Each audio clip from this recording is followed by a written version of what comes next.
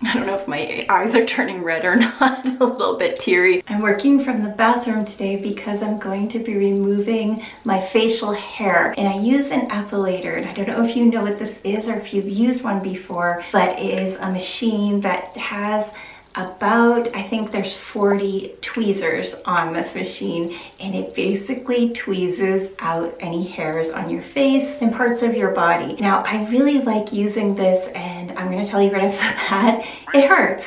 It's not something that's pain-free. I don't know if anyone's told you it's pain-free, but it's not. If you tweeze a hair out, it hurts. But the way you tweeze it out and the way you use this can change it from being really painful versus minimal pain. I guess the question is, why would you really even want to do something that hurts? But if you are sick of removing your hair from shaving and you know it just comes back within a couple days really, and you love waxing because that's a really good option. It pulls the hair at the root and gives you more time for regrowth. It also damages the root a little bit, and you may have thinner hairs instead of thicker. Like with shaving, it seems to be really thick and stubbly. This is similar to waxing where it's pulling the hair at the root. So it is doing a little bit of damage to the root and makes the hairs kind of grow back a tiny bit lighter, a little bit more fair, and it's less likely to be like a heavy stubble when it does grow back. Even though I really like the results of waxing, the problem with it is the actual wax itself. It has ingredients in it like oils or whatever else in it that was irritating my skin, that was already sensitive on my face. The rest of my body would be fine, but on my face it would cause extra sensitivity, and also it would make my acne issue a little bit worse, make my skin break out. So this is something that has the same exact results, pulling the hair at the root, but you don't have any chemical. There's no other product you need to use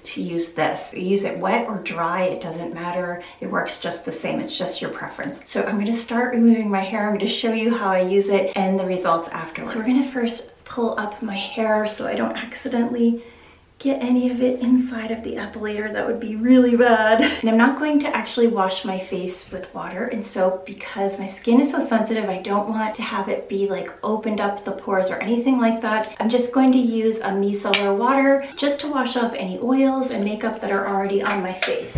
There are 2 speed settings, and I'm just going to use the slower speed setting. It's not even that slow, honestly. And what I'm going to do is hold my skin taut and use it on my upper lip, on my lower lip, any hairs on my chin. You can use it all over your face, and this will really help your makeup application go on much smoother if you have tiny little hairs. It works so well at removing those, in your makeup application the next day is like really different. You'll notice a huge difference. So I'm just going to go in this area.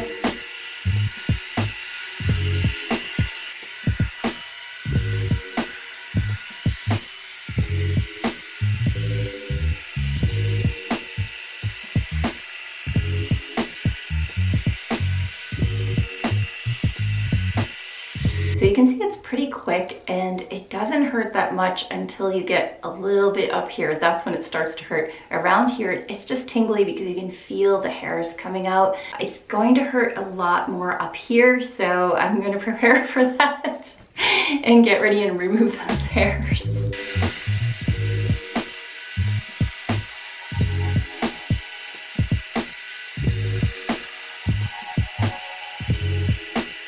I don't know if my eyes are turning red or not, a little bit teary, but it definitely is a little stingy right here, I'm not gonna lie. So I had a few hairs right here, and that's a really sensitive area, but I think they're all gone because when I went over it again, I didn't really feel any more hairs being pulled. You definitely can feel it, so you'll know if the hairs are gone, but it does feel extremely smooth. And I'm not going to go up through my whole face today. I don't really want to, but if I'm going to be wearing heavy makeup, that's something I do want to do, is remove all those little fine hairs so the makeup lays on my skin much nicer and has like a smoother appearance. So right now this is a little bit of redness, and I'm going to treat it with some aloe. This is just fresh aloe that I pick from a plant that I have. I really recommend, if you have sensitive skin or you do any type of home treatments, to get yourself a small aloe plant and let it grow into a giant aloe plant, and use those little arms, whatever these are called, cut them as you need and put this on your skin. It's so good for your skin. If you have acne or dry skin, any type of skin, it's super beneficial. So I'm not going to be adding any actives on my skin afterwards. And what I mean by that is benzoyl peroxide, which I normally use to help with my acne. No retinols, retin-As, anything like that. No BHAs or AHAs, no acids at all, because my skin is going to be sensitive. I'm making sure that I'm just going to sleep on it with the aloe, and by tomorrow it should be okay. It's very possible you might have some little red bumps, and that's because you pulled out the hairs and it might irritate the follicles. So I'd make sure that you wash your face afterwards and put the aloe on. Now this isn't just for faces, it's really for your face and your body. Do a trial, make sure your hairs aren't very long. They have to be a little bit shorter if your hair is very thick. Be careful, you know, you can use it on your underarms, give it a try, but again, if you have very thick coarse hair, it's probably gonna hurt a lot.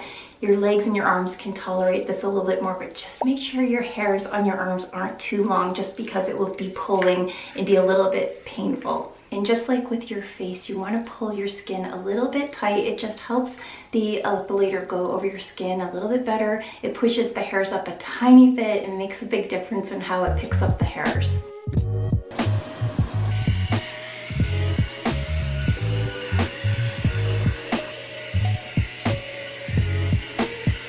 And unlike our sensitive skin on our face, our legs and arms tend to be able to tolerate products a little bit better, especially after a treatment. So I'm going to nourish my skin with this oil from Saltair. This is a new find. I love any type of oil that doesn't have an active in it for something like this. So I really recommend putting a nice calming oil or a nice calming moisturizer on your skin after you do the treatment. I'm using the Epilator from Remington. I like this one a lot. I've had it for about 5 years, and it has a pivoting head, and you can take this off. And there are the tweezers, and it comes with this little brush, and this is how you clean off the tweezers after you've used it. It will help you be able to get those little hairs out and push them away. It also comes with a charger, and it has 2 heads. I have a smaller one that's for your face. I don't know where it is. This is the larger one. I've not used it. It has a little aloe strip right there. I also like to use rubbing alcohol to clean the little tweezer heads after I brushed off the hairs. I'm going to link it down below. I found it on Amazon. Mine I actually purchased from, I think it was either Walmart or Ulta. I can't remember where, but I found the same exact one on Amazon. It's $40, I think.